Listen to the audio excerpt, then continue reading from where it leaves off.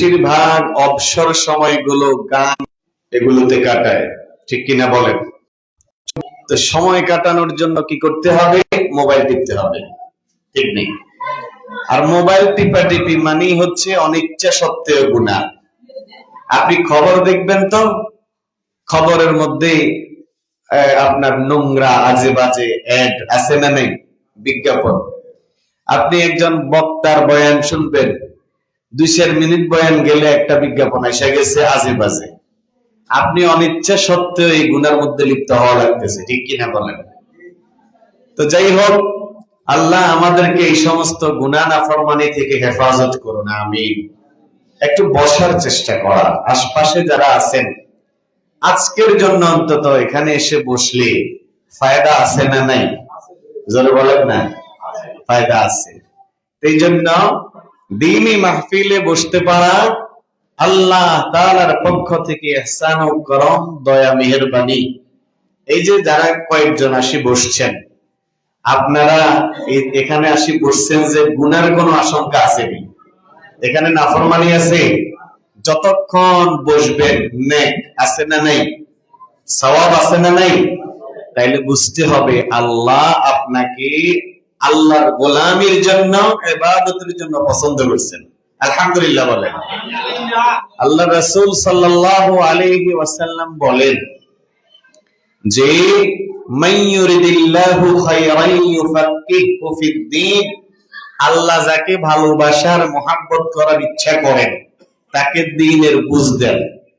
আচ্ছা বলেন তো, আপনারা যে এখানে আসি বসছেন, চাইলে চায়ের দোকানে যেতে পারতেন, রাস্তায় যেতে পারতেন, মোবাইলের আড্ডায় যেতে পারতেন, জান নাই? এখানে এসে বসছেন, নিশ্চয়ই কিছু না কিছু দ্বীনি বুঝ আল্লাহ তাআলা দিবেন, ঠিক কিনা বলেন? এজন্য এই যে আসি বসছেন, এটা দ্বীনি বুঝ পাওয়ার আলামত। আর এই দ্বীনি বুঝ যাদের মধ্যে আছে তাদেরকে রব ভালোবাসেন, সুবহানাল্লাহ। এজন্য শুকর আদায় করা, শুকর আদায় করলে লাভ না ক্ষতি? বলেন লাভ না ক্ষতি? আল্লাহ রাব্বুল আলামিন বলেন লাইন শাকারতুম লাযীদান্নাকুম ওয়া লাইন কাফারতুম ইন্না আযাবি লাশাদীদ। আল্লাহ তাআলা পৃথিবীবাসীকে ডাক দিয়ে বলেন, পৃথিবীর মানুষ খেয়াল করে শোনো, আমার পক্ষ থেকে নিয়ামত প্রাপ্ত হওয়ার পরে, নিয়ামত পাওয়ার পরে নিয়ামতের শুকর আদায় করিও। শুকর আদায় যদি শুকর আদায় করো তাইলে নিয়ামত বাড়িয়ে দেয়া হবে। ওয়ালা ইন কাফারতুম ইন্না আযাবি লাশাদীদ, আর যদি শুকর আদায় না করো, অকৃতজ্ঞতা করো, মনে রাখবে নিয়ামত তো ছিনিয়ে নেওয়া হবে, পাশাপাশি আমার আযাব কিন্তু অত্যন্ত কঠিন, কঠিন শাস্তি দিয়া তোমাকে গ্রেফতার করা হবে। বন্ধুগণ, আমার জন্য বেশি বেশি নিয়ামতের শুকর আদায় করা। শুকর যত বেশি আদায় করা হবে, রব তত বেশি আমাদের উপর খুশি হয়ে যান, ঠিক কিনা বলেন? এজন্য রবকে খুশি করার জন্য বেশি বেশি জবানে উচ্চারিত হওয়া দরকার আলহামদুলিল্লাহ। আলহামদুলিল্লাহ শব্দটা যখন জবানে উচ্চারিত হয়ে যায়, আমার আপনার রব আমাদের উপর খুশি হয়ে যান। বলেন তো দেখি, আমার আপনার মালিক যদি আমাদের উপর একবার খুশি হয়ে যান, রাজি হয়ে যান, তো দুনিয়ার সমস্ত মানুষগুলো যদি আমাদের উপর অসন্তুষ্ট হয়ে যায়, আমাদের কোনো চিন্তা নাই, কারণ আমাদের একজন সন্তুষ্ট হলেই চলবে। চিল্লে বলেন তার নাম কি? এই জীবনে কিছুই চাওয়ার নেই তো আর, আমার জীবন আমার মরণ সবই তোমার, আমার জীবন আমার মরণ সবই তোমার, ঠিক কিনা বলেন? এই জীবনে কিছুই চাওয়ার নেই তো আর, আমার জীবন আমার মরণ শুধু তোমার, আমার জীবন আমার মরণ সবই তোমার। জিন্দগিটা গড়তে চাই রঙে তোমার, ফিরায় না বলে আমি গুনাহগার। আমিন বলেন। জিন্দগিটা গড়তে চাই রঙে তোমার, ফিরায় না বলে আমি গুনাহগার। সুরে সুরে সদা যে গান গাই তোমার, আমার জীবন আমার মরণ সবই তোমার, আমার জীবন আমার মরণ সবই তোমার। আমাদের রব যদি আমাদের উপর খুশি হয়ে যান, আমাদের আর কোনো সওয়াব পাওয়া নাই। আমরা একটাই চাই, আমাদের মালিক আমাদের উপর রাজি হয়ে যান। ঠিক কিনা বলেন? আমার বন্ধুগণ, মালিক ডাক দিয়ে বলেন, কুল ইন্না সলাতি ওয়া নুসুকি ওয়া মাহইয়ায়া ওয়া মামাতি লিল্লাহি রাব্বিল আলামিন। আল্লাহ রাব্বুল আলামিন আল্লাহর হাবিবকে ডাক দিয়ে বলেন, হাবিব আমার, আপনি বলুন নিশ্চয়ই আমার নামাজ, আমার কুরবানি, আমার জীবন, আমার মরণ সব কিছু রব্বুল আলামিনের জন্য। এজন্য আমাদের প্রত্যেকটা আমল ইবাদত কর্ম হবে আমাদের রবকে খুশি করার জন্য। ঠিক কিনা বলেন? এজন্য বেশি বেশি শুকর করা, ইসলামী শরীয়তে কিছু কিছু কাজ বেশি বেশি করে করার জন্য বলা হয়েছে। তার মধ্যে একটা হলো কাসরতে শুকর, বেশি বেশি করে শুকর করা। শুকর যত বেশি হবে তত বেশি রব আমাদের উপর খুশি হবে। এজন্য বান্দা উঠতে বসতে চলতে ফিরতে যেই অবস্থানেই থাকো না কেন, মুখ দিয়ে যেন সর্বাবস্থায় বের হয় আলহামদুলিল্লাহ। আমাদের একটা বদ অভ্যাস আছে, কেউ যদি জিজ্ঞাসা ভাই কেমন আছে, উত্তরে বলি ভাই ভালো নাই, এই সমস্যা ওই সমস্যা। ঠিক কিনা বলেন? আমাদের মুখ দিয়ে আলহামদুলিল্লাহ বের হয় না। হুজুর বলিয়েন না, বিপদের শেষ নাই, এই সমস্যা ওই সমস্যা। প্রথম বাক্যে কখনো বাঙালির মুখ দিয়ে শুকরের শব্দ বের হয় না। এই জন্য মুমিনের সিফাত হলো, মুমিনের গুণ হচ্ছে, মুমিন যেই অবস্থায় থাকুক না কেন, মুমিন হাসপাতালের বেডে শুয়ে আছে, মুমিন বিপদে পড়ে আছে, মুমিন অশান্তিতে আছে, মুমিন অসুস্থ অবস্থায় আছে, কেউ যদি জিজ্ঞাসা কেমন আছো, মুমিনের প্রথম শব্দ হবে কি? জোরে বলেন আলহামদুলিল্লাহ।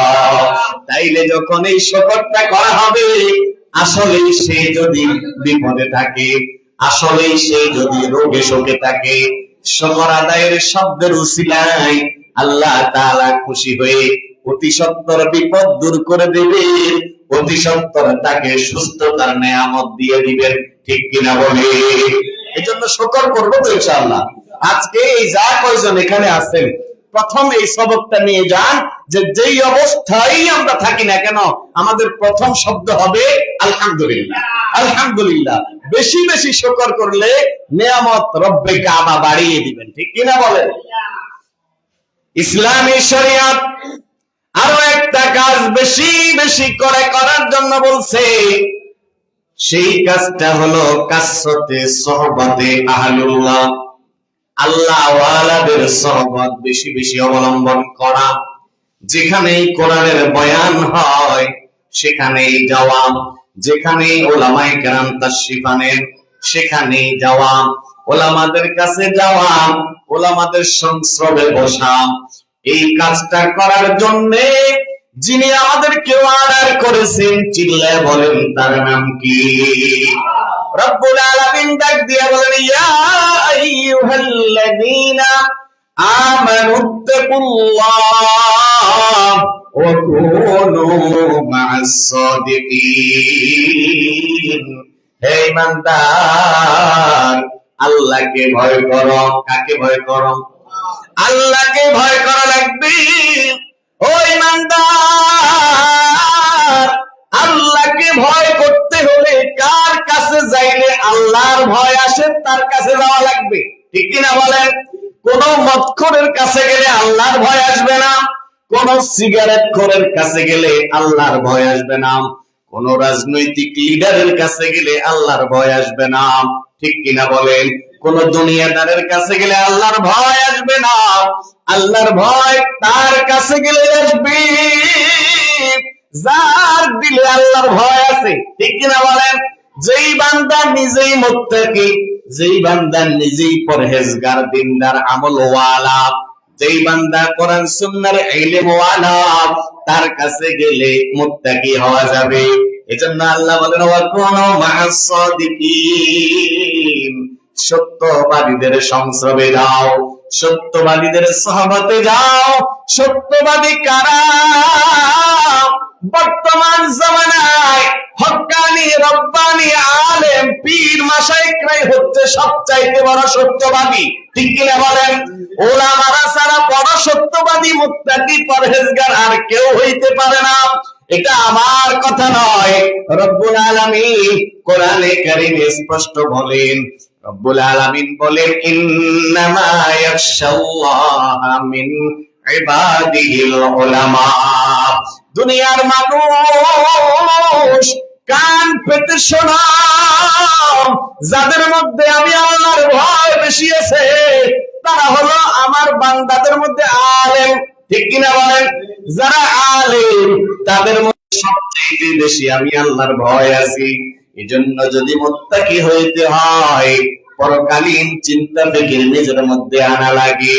তাইলে যাদের দিলে সার্বক্ষণিক ভাবে পরকালীন চিন্তা ফিকির আছে তাদের সঙ্গে যাওয়া লাগবে। এক কথায় আল্লাহ ওয়ালাদের সোহবতে যাওয়া লাগবে, ঠিক কিনা?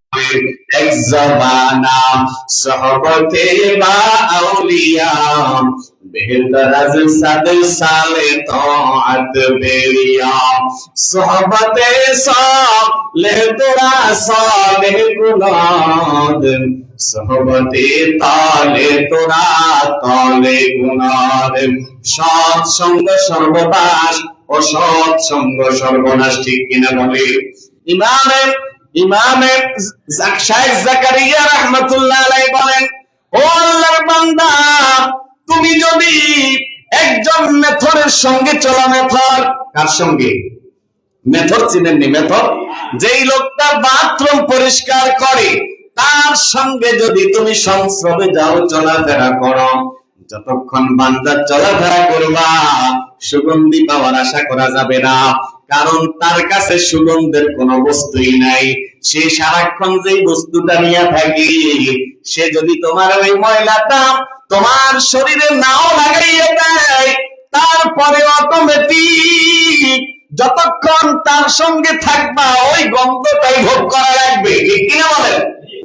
আর পক্ষান্তরে দুনিয়ার মানুষ, তুমি যদি একজন আতরওয়ালার সঙ্গে চলো, যতক্ষণ থাকবা ওই আতরওয়ালা যদি তোমার একটু আতর নাও লাগিয়ে দেয়, যতক্ষণ তার সঙ্গে চলবা দুর্গন্ধ পাওয়া যাবে না, সুগন্ধি পাওয়া যাবে, ঠিক কিনা বলেন? কি লাগে সুগন্ধি পাওয়া যাবে? কারণ তার কাছে আছেই তো সুগন্ধের বস্তু, ঠিক কিনা বলেন? যার কাছে যেটা আছে সেটাই পাওয়া যাবে। মাছওয়ালার কাছে ফল পাওয়া যাবে না, ফলওয়ালার কাছে মাছ পাওয়া যাবে না, বদ্দিনের কাছে ডিম পাওয়া যাবে না, আর দিনদারের কাছে বদ্দিনই পাওয়া যাবে না, ঠিক কিনা বলেন? এজন্য রব ডাক দিয়ে বলেন, ইয়া আইয়ুহাল্লাযীনা আমানুত্তাকুল্লাহ ওয়া কুনু মা'আস সাদিকিন। ঈমানদাররে আল্লাহর ভয় কর, আর আল্লাহর ভয় যদি নিজের মধ্যে আনতে হয়, সালেহিন যারা, সাদিকিন যারা, সত্যবাদী আহলুল্লাহ, নেককার আল্লাহওয়ালা যারা, তাদের সঙ্গে যা। দেখেন না, হযরতে আবু বকর ছিল 0, হযরতে ওমর ছিল 0, মুহাম্মদ আরবি নামক পরশ পাথরের সঙ্গে যাইয়া যখন সংসদ দেওয়া আরম্ভ করছে, সহবতে চইলা গেছে, এই 0 মানুষগুলার হিরো বানাইয়ে দিয়েছেন যিনি। চিল্লা বলেন তিনি কে? চিল্লা বলেন তিনি কে? সেই আল্লাহ ওই মানুষগুলোর ব্যাপারে কোরআনে আয়াত নাযিল করে দেন। আল্লাহ বলে, রাদিয়াল্লাহু আনহুম ওয়া রাদু আন, তারাও তাদের রবের উপর রাজি, তাদের রবও তাদের উপর রাজি। এজন্য ওই জামানার লোকগুলো যারা আল্লাহর হাবিবকে দেখেছে, আল্লাহর হাবিবের উপর ঈমান এনেছে, তাদেরকে বলে সাহাবী। আর এই সাহাবীদের মর্যাদা হইল, আল্লাহর হাবিব সাল্লাল্লাহু আলাইহি সাল্লাম বলেন, আস-সাহাবী কান-নুজুম, আমার এক একটা সাহাবী এক একটা নক্ষত্রের মতো, এক একটা নক্ষত্রের মতো, যেইটারে অনুসরণ করবা হেদায়েত পাইয়া যাইবা। আল্লাহর হাবিবের ছোট থেকে ছোট একজন সাহাবী জান্নাতে যাবে, জাহান্নামে যাবে না, প্রশ্নই ওঠে না। এজন্য ভাই লোকগুলো এত দামি হইছে, কারণ মুহাম্মদ আরবির সহবত প্রাপ্ত হইছে। বর্তমান জামানায় তো আর নবী রাসূল আসবে না। ইন্নাল উলামা ওয়ারাসাতুল আম্বিয়া, আম্বিয়াদের ওয়ারিস উলামায়ে কেরাম আছে। দিন যদি পাইতে হয়, দিন যদি বুঝতে হয়, নিজেকে যদি আখিরাতমুখী বানাইতে হয়, উলামায়ে কেরামের সোহবত আর সান্নিধ্য ছাড়া বিকল্প কোন রাস্তা আসেনি? বলেন, আসেনি? বলেন, যাইতে হবে। এখন বর্তমানে আমাদেরকে একটা শ্রেণী আছে, আলেমদের থেকে দূরে সরাইতে চায়, আছে না নাই? আলেমদের থেকে দূরে সরাইতে চায়। আরে খালি কথায় কথায় কব কিয়ামুল্লাহ দর মুসলিদের জন্য হুজুররা দেশটারে খাইছে, হয় কি কয় না? আমরা তো বলি স্বাধীনতার 54 বছরে কোন হুজুর রাষ্ট্রপ্রধান হয় নাই, ঠিক কিনা বলেন? স্বাধীনতার 54 বছরে কোন হুজুর এমপি, মন্ত্রী, চেয়ারম্যান মেম্বার হয় নাই। আপনারাই হইছেন। স্বাধীনতার 54 বছরে যদি দেশটারে লুটে পুটে কেউ খায়, তাইলে আপনারাই খাইছেন। আমরা ক্ষমতা ভোগ করি নাই, ক্ষমতায় যাইও নাই, এটার সাথে ওলামাদের সাথে কোনো সম্পর্ক আসেনি? বলেন, সত্যের পক্ষে গান গাই বলে আমি বিপ্লবী, সত্যের পথে ডাকি বলে আমি বিপ্লবী, কোরআনের কথা বলি তাই বলে আমাকে মৌলবাদী, কোরআনের কথা বলি তাই বলে আমাকে মৌলবাদী, জিহাদের কথা বলি তাই বলে আমাকে জঙ্গিবাদী, আমি বিদ্রোহী বিপ্লবী মৌলবাদী, কেন জঙ্গিবাদী? ঠিক কিনা বলেন? জন্মের পরে কানে আযান কি দেয়নি, তুমি মৌলবাদী ছাড়া হওনি, ঠিক কিনা? জন্মের পরে কানে আযান কি দেয়নি, তুমি মৌলবাদী ছাড়া হওনি, তবে মরণের পরে জানাজা পড়াবে, তবে মরণের পরে জানাজা পড়াবে, তখন কোথায় পালিয়ে যাবি?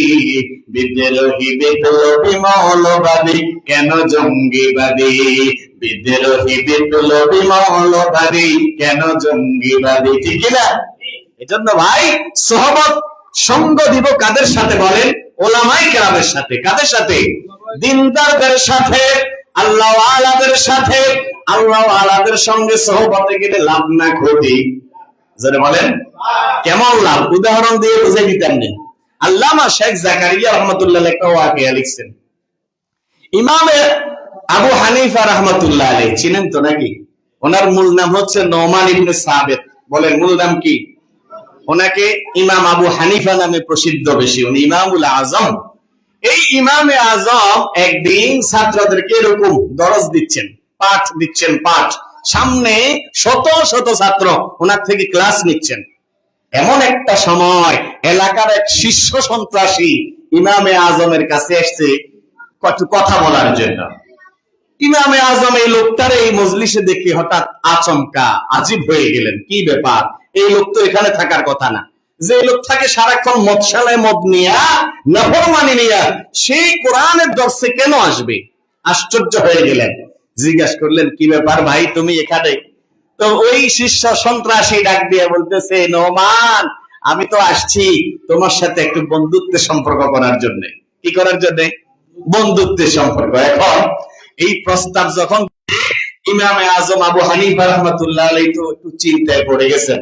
আচ্ছা, চিন্তা আপনারাও করবেন। আপনার এলাকার শীর্ষ সন্ত্রাসী যদি হঠাৎ রাত্রিবেলা আমাদের বাড়িটাই উঠি কয়, এই তোর লগে বন্ধুত্ব করবে লাইছি, আপনি কি আশঙ্কা একটু আশ্চর্য হয়ে যাবেন না?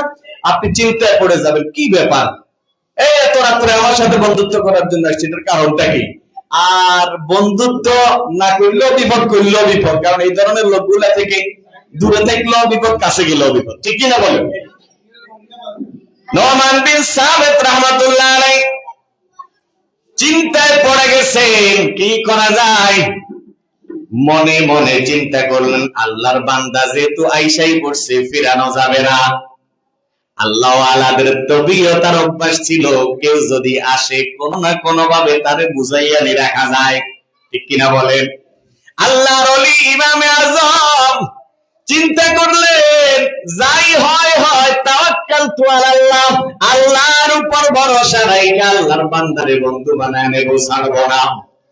এবার ইমামে আজম ডাক দিয়া বলে, ঠিক আছে বন্ধু, তোমারে আমি বন্ধু বানাবো, তবে শর্ত একটা আছে। কয়টা শর্ত? কয়টা? কি সেই শর্ত? নোমান বলো। ইমামে আজম ডাক দিয়া বলেন, বন্ধু রে, কত নাফরমানি তো করো, কত গুনাহ তো তুমি করো, সব গুনাহ ছাড়তে বলবো না, একটা গুনাহ ছাড়ার ওয়াদা আমার সঙ্গে করা রাখবি। ডাক দিয়া বলেন, নোমান সেই ওয়াদাটা কি বলো, সেই শর্তটা কি বলো।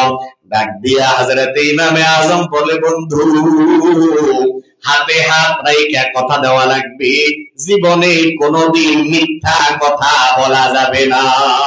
সুবহানাল্লাহ। এই একটা শর্ত, এটা তো কঠিন কিছু না, শুধু মিথ্যাটা ছাইড়া দিবা।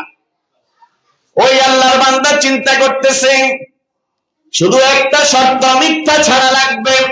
এই শর্ত পালন করলে নোমানের মতো বিশ্ববিখ্যাত আলেম আমার বন্ধু হয়ে যাবে। সুবহানাল্লাহ। তাইলে শর্ত মানতে রাজি, এরপরেও বন্ধুত্বের সম্পর্ক থেকে বিরত থাকা যাবে না, এই সুযোগ কাজে লাগানো লাগবে। ডাক দিয়া বলে, বন্ধুরে ঠিক আছে, তোমার কথায় আমি একমত হইলাম। বন্ধু দাও তোমার হাতটা দাও।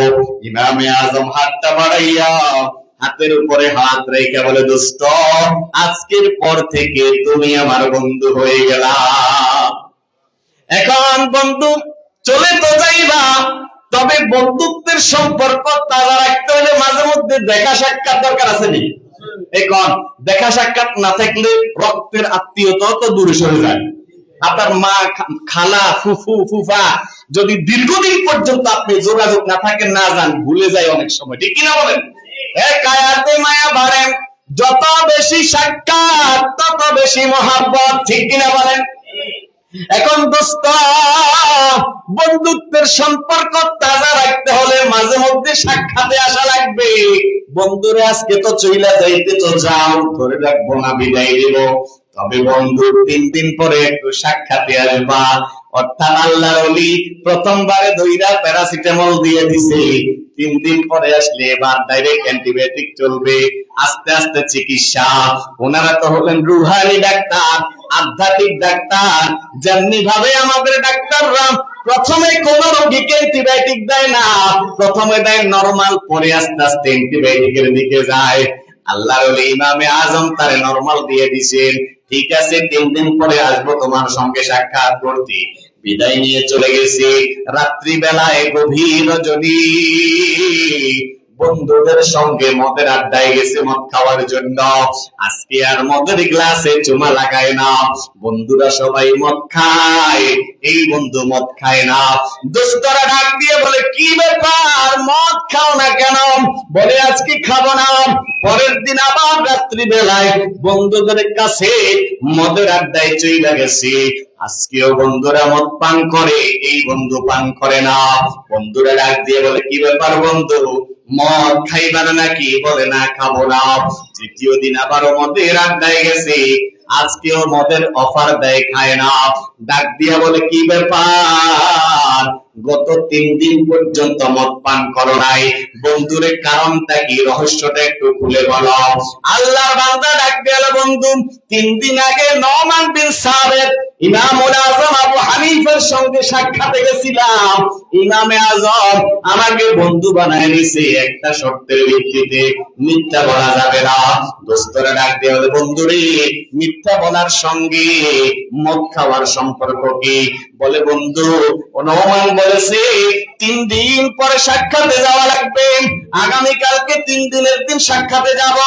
নোমান যদি আমাকে ডাক দিয়া বলে, বন্ধু গত 3 দিন নেশা করছিলেনি, আর আমি যদি বলি হ্যাঁ বন্ধু নেশা করেছি, তাইলে নোমানের শত শত ছাত্রদের সামনে অপমানিত হয়ে যাব। আর যদি বলি নেশা করি নাই, তাইলে মিথ্যা বলা হবে, শর্ত ভেঙে যাবে। এজন্য আমি মদ খাবো না। পরের দিন সকালবেলায় নোমানের দরবারে গেছি সাক্ষাতে।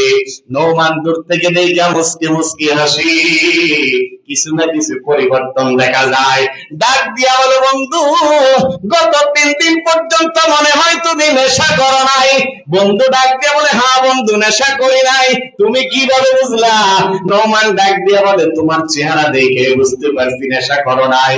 বলে, হ্যাঁ করি নাই। কেন রে করো নাই? ডাক দিয়া বলে, নোমান রে তোমারে ওয়াদা দিছি মিথ্যা বলবো না।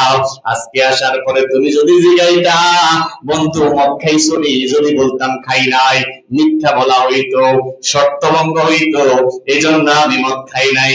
কথাটা বলার দেরি ইমামে আজম মসনদ থেকে দাঁড়াইয়া যাইতে দেরি নাই। সুবহানাল্লাহ বলেন। দাঁড়াইয়া বুকের মধ্যে জড়াইয়া ধরছে, চোখের পানি ছাইড়া রব্বে কাবার দরবারে হাতটা তুলে দিছে। মালিক আপনার বান্দারে পাপাচারের সাগর থেকে ফিরাইয়া আপনার রহমতের কোলে তুইলা দিলাম, বাকিটা আপনার হাতে, আপনি আপনার বান্দারে কবুল কইরা লন। ইতিহাস সাক্ষী ওই কুখ্যাত ডাকাত এক সময় প্রখ্যাত বুজুর্গ হয়ে গেছি। সহবতে সালেহ তোরা সালেহ গুণর, সহবতে তলে তোরা তলে গুণর, সৎ সঙ্গ সর্ববাস, অসৎ সঙ্গ সর্বনাশ। ঠিক কিনা বলে? এজন্য এই আমার বন্ধুবর, আমার খুব মহাব্বতের ভাই হাফেজ কারি সফিউল্লাহ জাহাঙ্গীর, ওনার এই মাদ্রাসাটা ভিত্তিপ্রস্তর হয়েছে, উনি যে মাদ্রাসাটা চালু করছেন এই ইমামে আজম আবু হানিফা রাহমাতুল্লাহ আলাইহির একটা স্বপ্নকে ভিত্তি করে। সুবহানাল্লাহ। ঘটনা আমার সঙ্গে আমার মহাব্বতের ভাই একদিন এটা শেয়ার করলেন যে, ভাই আমি স্বপ্নের মধ্যে দেখতেছি ইমামে আজম আবু হানিফা আমার এই হিফজুল কোরআন মাদ্রাসার অফিস কক্ষে আসছেন, আসি অফিস কক্ষ আপনার দেখাশোনা করতেছেন, দোয়া করে দিয়ে গেছেন, আমি স্বপ্নে দেখেছি। ওইটার ভিত্তিতে আমার মাদ্রাসা। সুবহানাল্লাহ। আল্লাহ তাআলা এই প্রতিষ্ঠানকে সারা দুনিয়ার মানুষের জন্য হেদায়েতের আলোক বর্তিকা হিসেবে কবুল আর মঞ্জুর করে নেন, আমিন বলেন। ওয়া আখিরু দাওয়ানা আলহামদুলিল্লাহি রাব্বিল আলামিন। ওয়াসসালামু আলাইকুম ওয়া রাহমাতুল্লাহি ওয়া বারাকাতুহু।